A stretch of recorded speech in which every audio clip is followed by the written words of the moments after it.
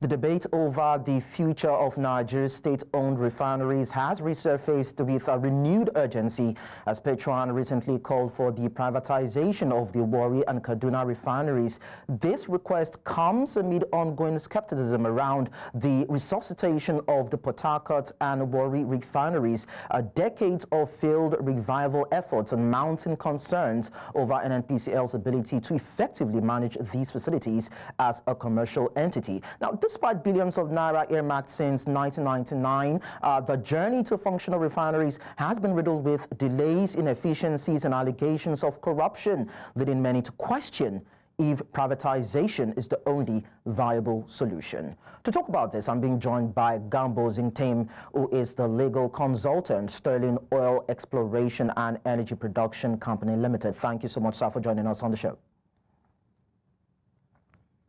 Thank you, Lekon. It's a pleasure having you here. And of course, we have Ukadike Chinedu, who is the National Publicity Secretary, IPMAN. Of course, you'll be talking about this also. Thank you so much for joining us.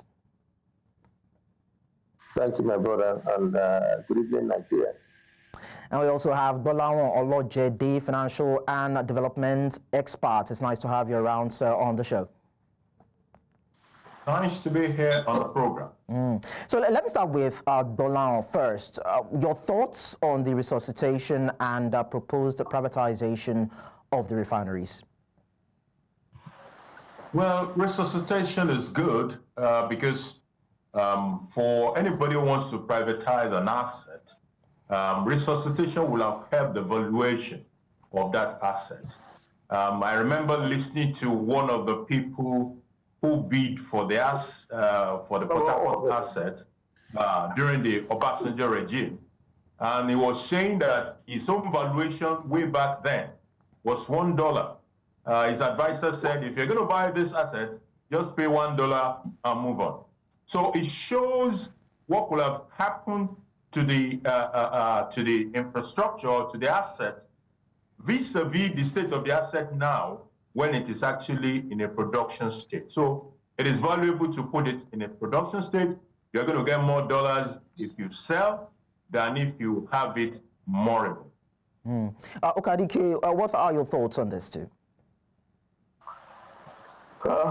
Well, we are almost these two sides of the same coin. The most important thing for we, the independent marketers, is production. Well, but I will key into privatization because it has worked out for us. If you look at the telecommunication industry, when it was left in the hands of Nigerian telecommunication industry, Nigerian telecommunication company, it was a terror. Even their own GSM couldn't last and couldn't sustain because of either bureaucracy or nepotism or corruption here and there. And you also take a look at the Indorama, that is the petrochemical. When it was not privatized, it could not even produce a liter of C5 or even naphtha. But since it was been privatized, the Indorama came in and has been privatized. You see countless of products, all types of manner of products. And for the past 5 years, that plant, that dilapidated plant in petrochemical, has continuously, producing all types of byproducts of petroleum products. So I believe that the privatization will bring a lot of challenges. Definitely, it will also lead to what I call contest in terms of prices. Because if you look at what's going on there, you see that there's also a price war. So that price war will bring about perfection and also give back to the people actually what we need. The most important thing Nigeria needs is availability of petroleum products. And you can now see within this period that came in, the petroleum refinery is up. This one is up. So privatization is very, very important. But government should have at least an edge over so that it cannot be exploitative. That is my own thought about it. Okay, let me talk to Gambo now. From what our other two guests have said, they've talked about the value of the assets, the contest, of course, the competition that we're seeing playing out in the deregulated sector, and of course, prizes and challenges. But then there have also been skepticism around the operationalization of the Port Harcourt and the Warri refineries, looking at these assets that will be privatized, probably. What are your thoughts on this? Well, thank you. For me, I'm a strong advocate of privatization, right? Because if you look at the indices vis-a-vis the advantages that we'll get if these assets are privatized, it outweighs what we are currently getting, right? So for me, if you look at the economic viability, the availability of the petroleum product, because that is key to our economy as well. So for me, privatization is very key, and if we can key into, if the government can allow for this to happen, we'll see a resuscitation of those assets, and then we'll see more of availability of the product, and also this will bring in competition and a reduced rate of the product. So for me, I'm a strong advocate of privatization.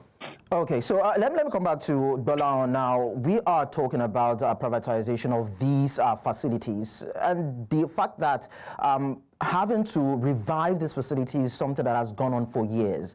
Why did the previous administrations fail in their quest to revive these refineries in the first place? Okay, I don't want to sound like a non-financial, but the real question is, was there a genuine motive to bring those assets back to a functional state in some of those previous periods?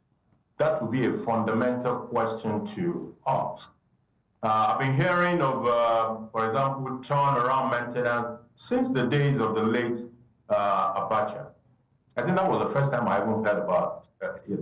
And then subsequently, literally every government have done something about making those refineries to become functional.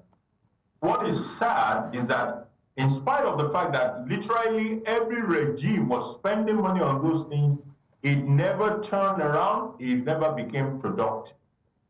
Well, it's a happy thing to hear that it is now producing, and I want to believe that we'll be able to sustain that production, as it were.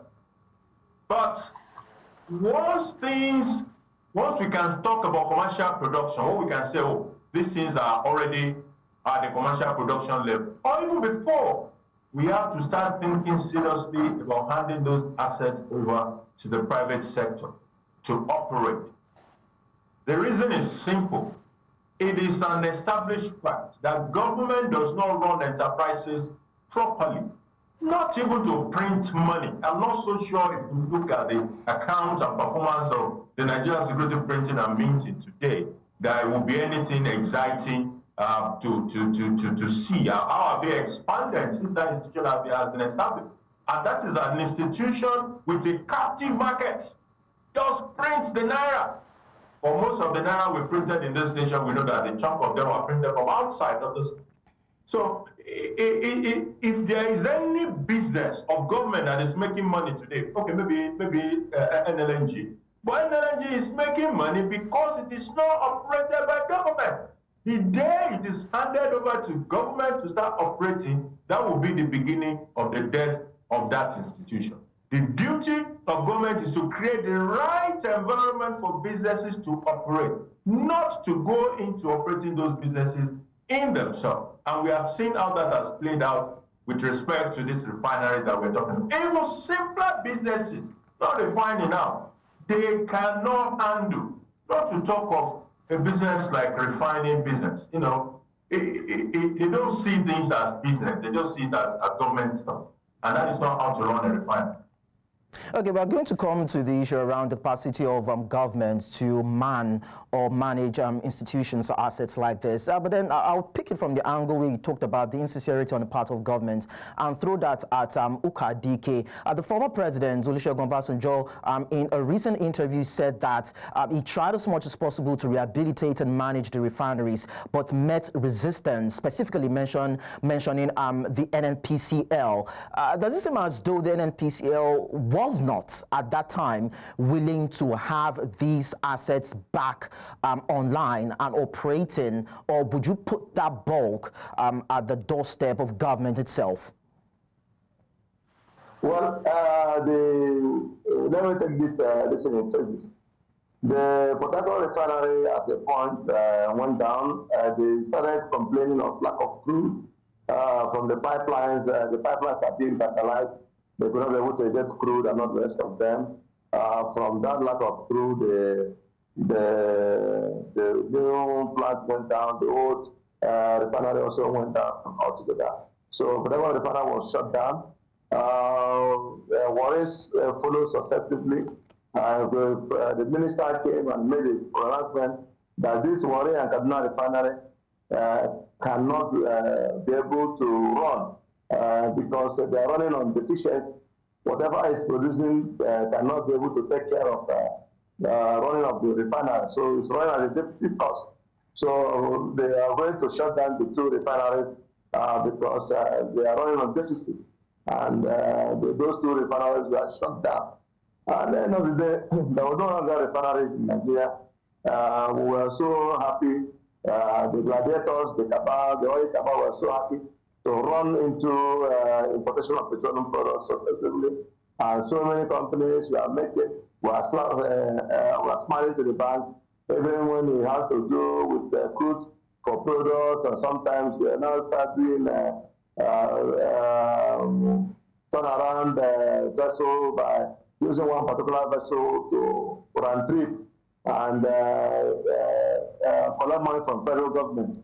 So all these things are issues of the society. One thing that might lead to this issue is for efficiency and privatization. Because most of these ministers, they will come with this administration or MDs, and once that administration is done, another MD will be appointed, and all the things that the contract that have been signed, trillions of dollars and millions of dollars have been signed, will also be wiped away. The new administration will want to bring in the own maintenance of $1.7 trillion and all the rest of it.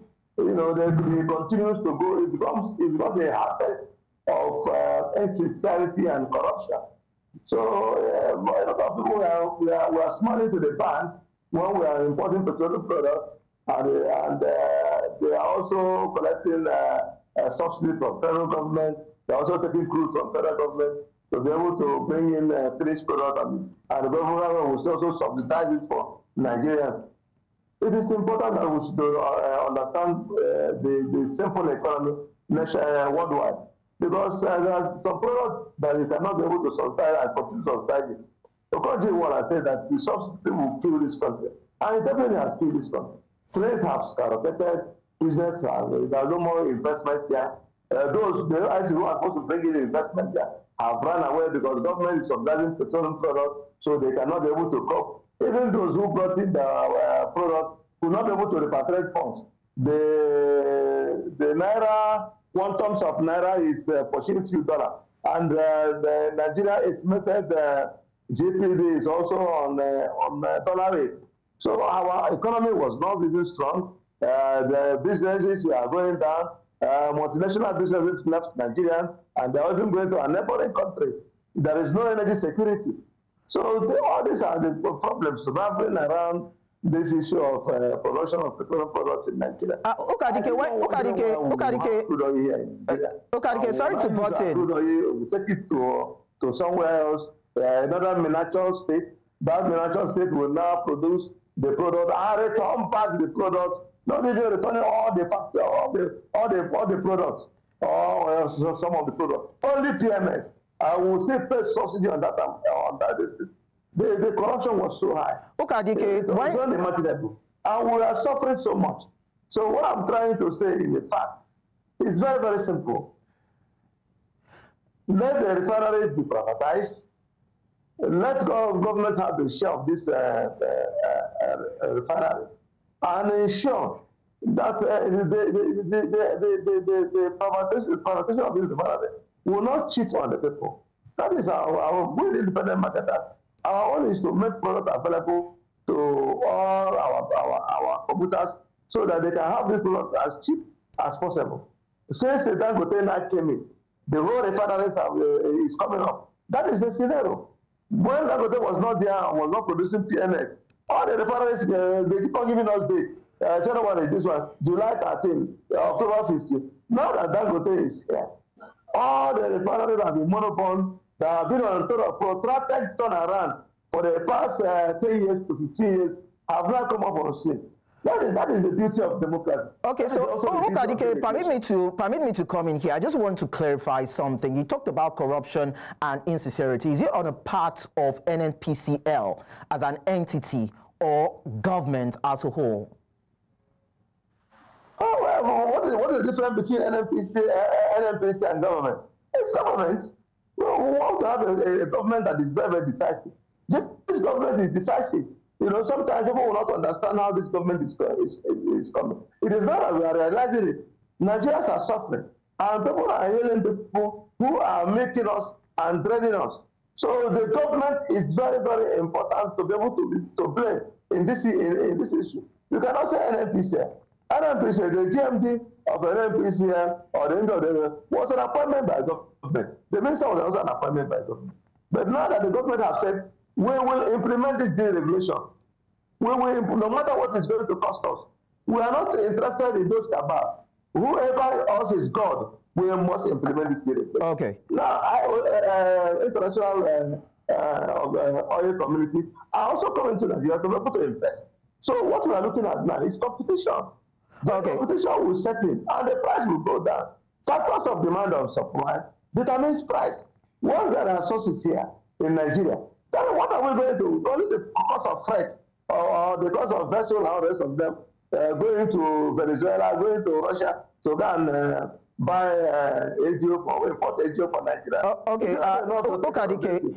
All right. Today, we don't go there and some of these refineries are employing people. All right, Ukadike, let's put a hang on that. Giving the international community before. Okay, Ukadike, let's put a hang on that. Let me go to Gambo. Now, Gambo, do you agree that the NNPCL is corrupt and as an entity, or probably government inclusive, has been the one dragging the oil sector back? Well, for me, I feel it's a collaboration, right, between the NNPCL and the government itself, right? Because if you look at it critically, there's a cabal that's always against, because most administrations, since from 1999 till date, each administration that comes in, there's always a move to revamp these refineries. However, it ends in just talks. So there's a political motivation that is stopping all this move for the revamp of those refineries, and then also the government itself and the NNPCL. So I believe once this thing is privatized, right, and then the private sector comes in, there will have a little or no form of corruption or hurdles with respect to production.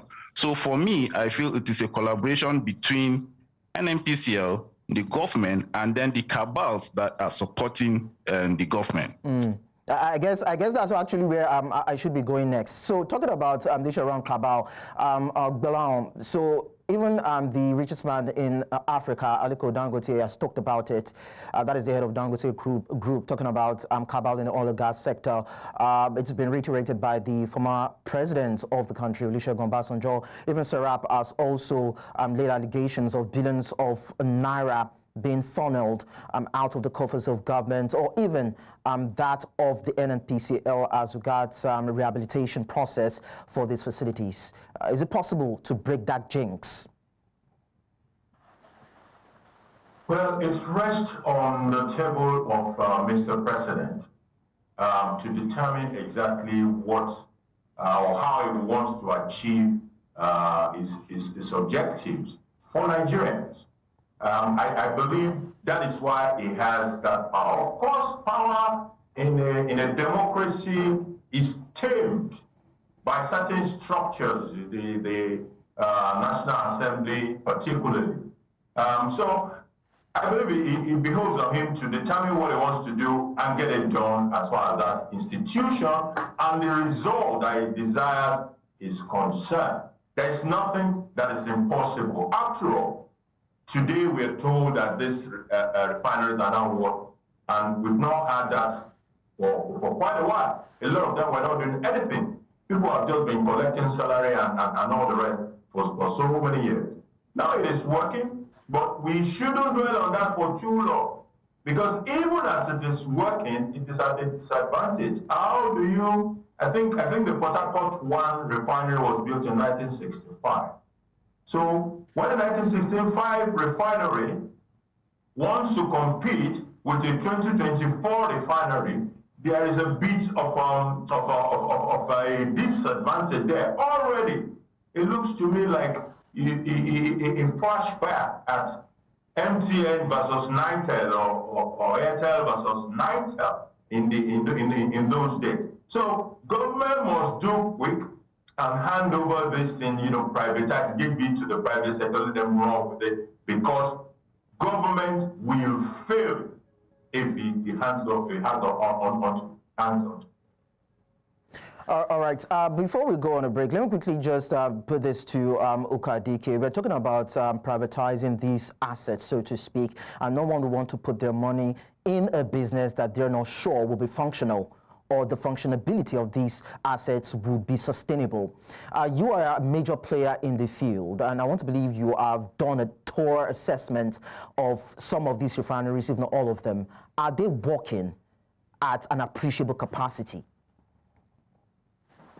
I'm not an engineer. I cannot be able to ascertain whether the new revamped refinery are working into an optimal condition. But the most important thing is that they have given relief to Nigerians. As of today, I believe, and also believe in God, that Port Harcourt refinery is working. Warri now is now working, and they are working on Kaduna refinery. And by the special grace of God, it's going to work. But let me tell you one significant thing that all this revamping of this refinery have done to us. Most especially, it has to do with the availability of petroleum products. We have availability of petroleum products in this year to period. You can see unprecedentedly there is constant supply of petroleum products. Members of IPMA Nation One, who has also reached my desk, even now telling me that products are being trucked to their filling station at a very moderate price, and even the price keep on crashing daily. When people, instead of going up, it's going down. So there's no more panic. There's no more panic. We have achieved a lot. Even today in Abuja, product that's supposed to be at 1,500, 1,400 when we're importing. Some people are saying 900 or something. In the sea, some people are saying 900. In Lagos, some people are saying 900. And there is a view to say even 800 maybe by next month, by special grace of God, if one of the father will start cracking their PMS. Marketers, we are willing to buy. Okay. Our job is to buy and sell. And anywhere the product is cheap, even if it's 500 naira in new satellite television, we'll go there and buy it and put more margin and sell to our customers. That's the essence of independent marketers. And we are there to serve you and make you much better. Okay. You see the issue of independent marketers, ordering products, all those things are gone. You can't hold millions of naira. This is a product you are buying close to 50 to 60 million naira. How can you hold it in your filling station? If you have product in your station, you will sell. All right, Ukadike, Ukadike, let's go on a very short break right now. When we return, I'll get the impressions of the other gentlemen if they're happy about the pricing and the availability of petrol in the market. We'll be back in a bit. You're watching The Conversation, and we're looking at the proposed privatization of the Warri and Kaduna refineries. And of course, I've been talking to Gambo Zingtim, who is the legal consultant, Sterling Oil Exploration and Energy Production Company Limited, and Ukadike Chinedu, who is the National Publicity Secretary, IPMAN, and of course, Gbolahan Olojede, who is the financial development expert, of course, right here in Lagos. And so I'll just quickly pick it up from Gbolahan. Earlier on, you heard Ukadike talk about the availability of petrol, the possibility of the price reducing. There is no scarcity for the first time in the Yuletide season in Nigeria. Are you impressed about this and the possibility of having a further reduction in price in the country? The possibility is there, but we shouldn't also unnecessarily raise hope. What could drive the possibility is, number one, availability. We are producing more. Now, the private refinery is producing, PETROAN is producing, Warri is producing, so there is a product availability. Number two is the element of competition. When you now have more than one producer in the market, and think about it, even further producers will still join this one that we are seeing right now. There are other producers that will ramp up on the production of PMS as well. So competition will help to drive down prices, and at the same time, the fact that we are producing more will also help. That is, quantity, the supply is increased, so that will also help to drive down prices. But what will largely drive prices, if you're going to have any significant change, will be the price of crude.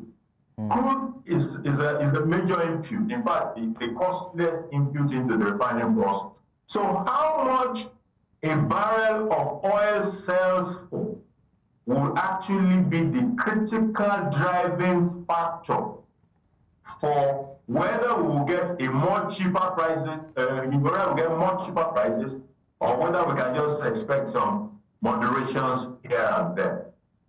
So if oil price in the general market should go down significantly today, no, we will get those cheap prices. If it doesn't go down significantly, we are not going to get a significant reduction in prices. What we're going to have is those moderations that are occasioned by competition here and there. That is the reality. Unless we decide to go back to a subsidy regime, and government can say, oh, okay, since I have the oil, let me give it to them at a cheaper price than the normal market price. If government does that, it has introduced subsidy back into the system. And under that kind of a scenario, we can have a significant reduction. Otherwise, the price of crude is going to be a major determinant of whether we have significantly reduced price or not. Well, the Nigerian government has come out to say so many times that there's no going back on the removed fuel subsidy by the Tinubu administration. But Gambo, let me bring you into this. In terms of the price of crude oil, the narrative is that the international markets or the international activities we have in the crude markets determines what the price of crude will be, eventually translating into the price of petrol that will be available to the final consumer. We have Naira base in deal, of course, in terms of Naira for crude swap in place in Nigeria. Do you think that could create a buffer for a reduction in price of crude or probably petrol in Nigeria? I would like to buy PSM at 150, really. Why? Because we have crude in country, right? So if our refineries are functional and then we are able to refine in country, then one will stop the price reduction. And then bringing in the angle of privatization, if the private sector comes in, right, we can see that there will be competition, and of course we'll have this price reduction. I want a situation whereby we'll be able to refine in country and be able to export. That is, there's sufficiency, that people will have enough availability, that will have more than enough for us to be able to export to other countries. Other countries did it. India, the likes of India, the likes of Brazil, and all. And we can see how their economy is improving. Why? Because of that privatization, availability, and then sufficiency, and for them to be able to even export it out of the country. So for me, I feel once we are able to engage this, go on this, and then have it privatized, we have the crude oil in country, and then we are able to refine in country, sufficiency is there, will definitely attain that level of reduced rate of PSM. Okay, so Ukadike, earlier you talked about corruption as one of the things that you highlighted. Do you think the private sector or players within that space will be willing to come into an oil and gas sector that, according to you, is plagued by corruption?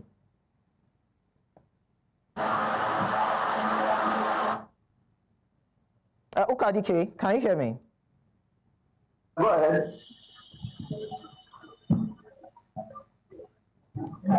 Yeah, I'm hearing you. Go ahead. Yeah, so I asked, I said earlier on you highlighted corruption as the bane for the retrogression that we've seen in the oil and gas sector. So I'm asking, do you think that the private sector, players in the private sector will be willing to come into this particular sector that, according to you, is plagued or fraught with corruption? Well, there's what we call lack of responsibility. You know, once there is an institution and somebody cannot be able to take responsible, cannot be held responsible for an action or inaction, it leads to incompetency, and it also gives room, for corruption. Because why I stated that clearly is that PETROAN Refinery and other refineries in Nigeria, billions and trillions of dollars has been expanded in it, trying to revamp those refineries. Countless government has come and have sunk in millions of dollars, and at the end of the day, the refinery could not come up. And nobody has been held responsible. No single government has come out to issue a white paper that so minister or so company could not be able to account for the money given to him to revamp PETROAN Refinery. But I also believe that this government took the goose by the horn. And the president, from the first day in office, said, I'm going to remove subsidy. I am going to remove subsidy, and subsidy is gone. A lot of people, met this thing with, a lot of reactions. It's infinite. But when the actual outplay of this document started coming, you will find out that the reaction is very different from Nigeria. Neighboring countries were now demonstrating that why our fuel is not cheaper. So it means that some Nigerians are exporting this fuel through trucking to neighboring countries, those might return. Corruption. And they are passing immigration, they are passing custom, they are passing all security checks. Are the product meant for Nigeria, sometimes for Nigeria, for the use of and betterment of the Nigerians, are not taking. Neighboring countries are benefiting more. There was serious demonstration outside Nigeria, not even in Nigeria.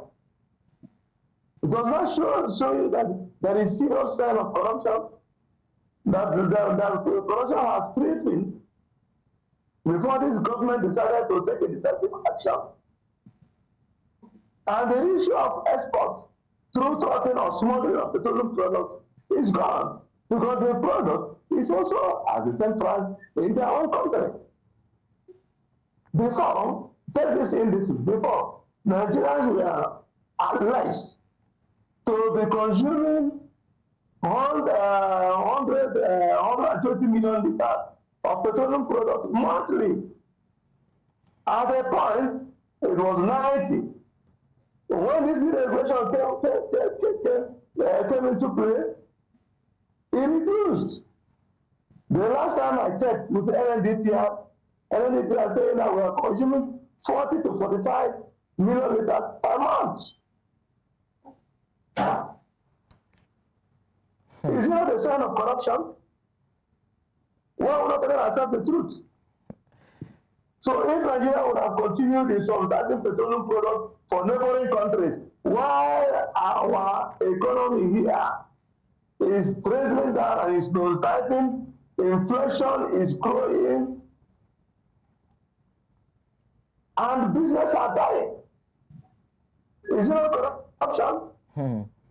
Most IOC companies in Nigeria have left this country and closed down because the cost of maintaining their machineries in Nigeria, they cannot live if there's no light.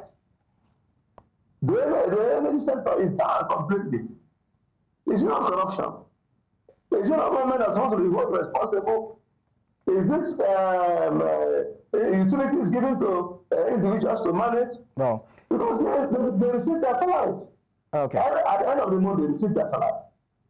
So now, there are factors that will ensure that petroleum product will go down.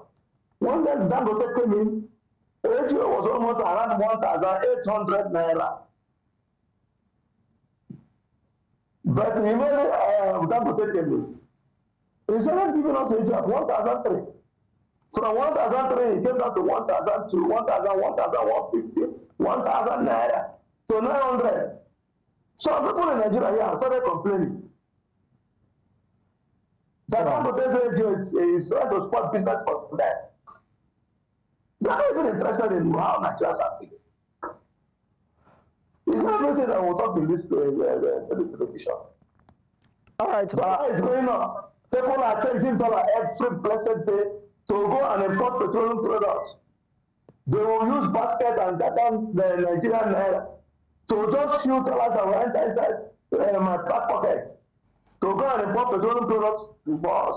And when they import it, somebody will use truck and take it to another foreign country and put dollars inside his own pocket.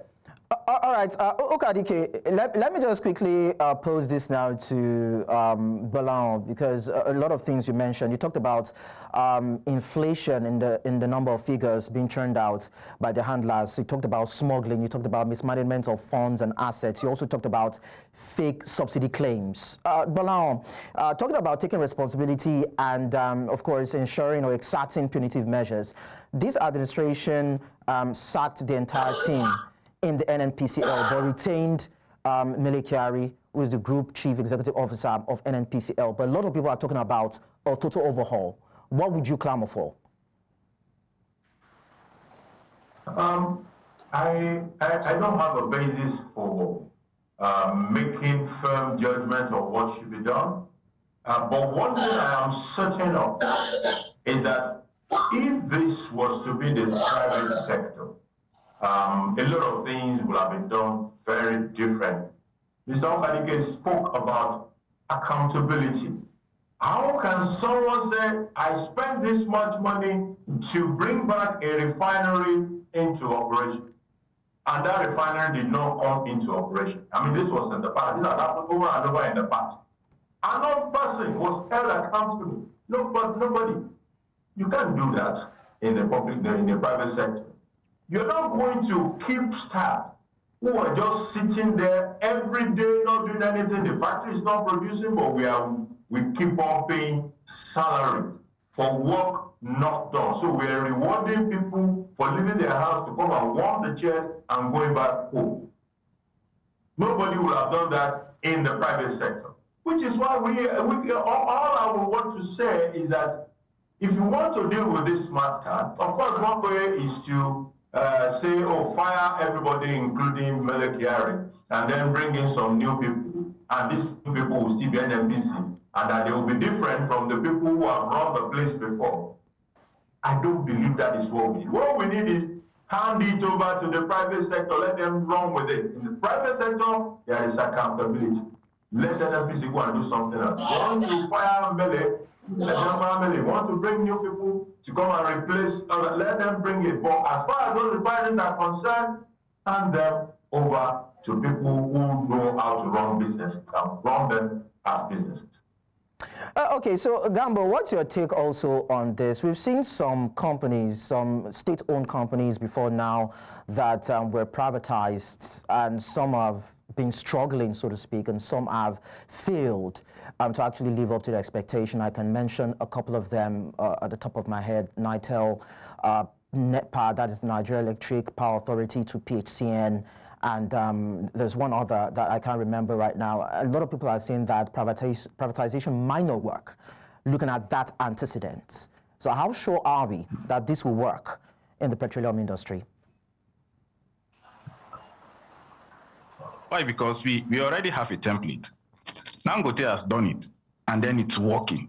So for that to be in place, it will work in the oil sector. We have experts that have proven records of all of this. Pierce Holding is there, Dangote is there. They have achieved it. So I believe, I'm of the firm view that once we have this sector privatized, we will achieve all that we need, which is, of course, sufficiency to the locals here in Nigeria, and then over-dependency on importation of the oil will not be there. So I'm of the firm view that once we privatize this sector, of course, we'll achieve all of this. We already have a template, so I believe is visible. Now, Gambo, before I let you go, which one would you think would be beneficial? Is it having foreign investors come into play, or indigenous companies take over that space? For me, indigenous companies should take over the space. We have them already on ground, and they have proven records. Of course, foreigners can come in, but for now, I think indigenous companies should take over. All right. Now, Ukadike, the other side of this conversation has to do with PETROAN requesting 100 billion naira from the president to help oil marketers stay afloat. Is there a challenge with your operation and sustainability? Of course, post removal of fuel subsidy, that this particular request is coming aboard? You know, there was a to discuss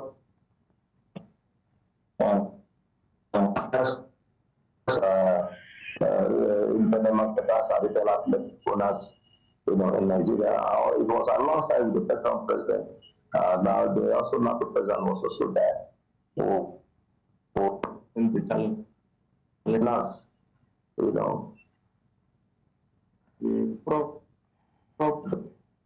huge amount of funds, doing this business, and on the ease of doing business, independent marketers can no longer come. Because this is a product we are buying before with 8%, 50 million. So it's difficult challenges for all of us. And the bank, we are spending a lot of money paying bank charges. Most of our members have close to 30 filling stations. Now you do to 50 million times 30. Who has that kind of money? So for us to be able to sustain this business, I think that the federal government at least establish a kind of energy bank, or what we call oil and gas bank, to be able to ensure that marketers will be able to get the amount of money needed for them to continue this business. You remember one time he said he's going to sell every 10 million liters. How many marketers can be able to put 10.something billion naira to buy truck and distribute? So at that time now, if we don't make the business have easy access, then there will be profiteering. People will catch into it and make the buy of this product and hold it. And now the giving of marketers at their own way. So we wanted a pool of funds whereby we can be able to stretch our hand and buy products and distribute. We have the consumption strength in this country. We the independent marketers, we are scattered all over the country. So we are ready to do this business, and we need funds so that we can be able to sustain it. The deregulation has come with a lot of challenges. We have also acquired tank farm. So it has to do with funds. So we need somewhere where the government can give us a pool of funds or establish us what I call oil and gas bank, where we can be like our counterparts in the agricultural and industrial sector, who have BOI and the rest of them. We can be able to go there, get our loan, do whatever business we want to do, and continue to foster. Because we are the highest, as far as oil and gas is concerned, we are the highest employment status in terms of employment. If you look at our number and the number of staff we have, we know that we have helped this country enough to be able to employ people. So we can't be out of business. We definitely need such funds. Ukadike, sorry, before I let you go, now, the narrative is that fuel subsidy is a scam. Why is it that it is when the Nigerian government removed fuel subsidy that you started recording losses? Well, first question, first one is not a scam. It's not on the implementation. Because when they say fuel subsidy has been removed, a lot of people see don't believe it. They say they're still going to import petroleum products, that they're bringing in petroleum products more cheaper than even the one they produce in this country.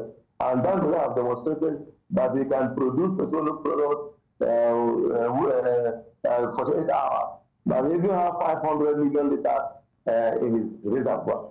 So I wonder what anybody is talking about scam. What scam how? Dangote is there. He's a big player in the industry. He wanted federal government to determine his price. Federal government said, no, we're not going to determine your price. That is where the scam goes up. If you're not going to determine my price, then I will sell whatever I want to sell to the people. Federal government said, go ahead and sell. And we are buying. And the price is even coming down. Dangote is now selling 899. So where is the scam? Nobody is determining price. If I buy 930 naira, if you like, go to your filling station and sell 2,100. Nobody will come and disturb you. Okay. The issue is that the money will not come to that filling station and you will not have a return on investment. Okay. Because as we are here now, competition is going here and there. MRS is selling 900 and something. This one is selling 908. This one is selling 914 naira. You will not go out of that price range. You will try and key into that price range because what brings in customers is the price. It is not even your name. Okay. Now look at NNPCL filling stations. Do you see any queue there in NNPCL filling stations? The answer is no. Okay. No more queue in NNPCL filling stations. Because the price, because we the independent marketers now, we're even selling cheaper than NNPCL. All right. Finally, Gbolahan, what are your expectations as regards infrastructural development if and when this sector is privatized? Well, privatization will encourage a lot of activities in the space. We've already started seeing a lot of activities with the divestment of oil majors and the rest of it. But because of the size of the asset, of the public sector asset in this segment, if we're able to carry through with privatization and a lot of the other reforms that are inherent in the PIA, we will see a lot more investment in that space. We lost time. For more than a decade, there was no legal framework to guide a lot of prospective investors as to what to do as far as oil and gas is concerned in Nigeria, because we refused to pass the PIB into an act of parliament. Now that we have done so, okay, there are still pockets of issues that we have not addressed. And I believe that this privatization is part of the driving impetus that will help bring more investment into that space. All right, thank you very much. Well, privatization or not, overhauling or not, whatever the case may be, what Nigerians wants to see is a reduction in the price of petrol and the availability of that in the markets. Whether or not we're able to have maybe 160 naira, 300 naira per liter in Nigeria, that's another case that, of course, we might not really need to be bothered about. But I want to say a big appreciation to Gambo Zingtim, who is a legal consultant, Sterling Oil Exploration and Energy Production Company Limited, for coming around. Ukadike Chinedu, National Publicity Secretary, man, and of course, Gbolahan Olojede, who is a financial and development expert. Thank you so much, gentlemen, for sharing your thoughts with us on the show. Thank you for having us. Thanks for having us.